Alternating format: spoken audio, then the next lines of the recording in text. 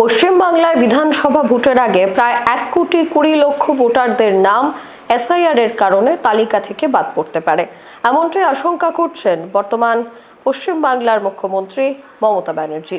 আরও একবার নির্বাচন কমিশনের বিরুদ্ধে অভিযোগ তুলে ধরেন বাংলার মুখ্যমন্ত্রী মমতা ব্যানার্জি।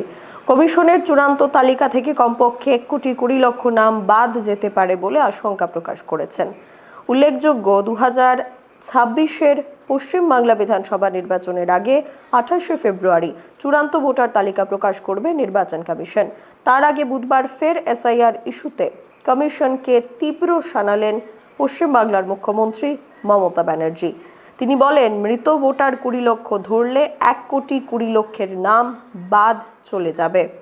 লজিক্যাল ডিসক্রিপেন্সির নাম করে তাদের নাম তালিকা থেকে বাদ দেওয়া হবে। এর আগেও বিহারের বিধানসভা নির্বাচনের আগে এই ভোটার তালিকা থেকে নাম বাদ পড়ায় বিরোধীরা অভিযোগ জানিয়েছিল। শুধুমাত্র অভিযোগ নয়, সেখানে ভোটার তালিকার নানান তথ্য তুলে ধরে অভিযোগ করা হয়েছিল ভারতীয় নির্বাচন কমিশনের বিরুদ্ধেও।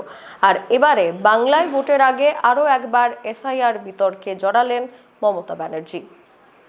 এখনকার মতো বিদায় নিচ্ছি। পরবর্তী আপডেটস দেখতে চোখ রাখুন সোশ্যাল বাংলার পর্দায়। নমস্কার।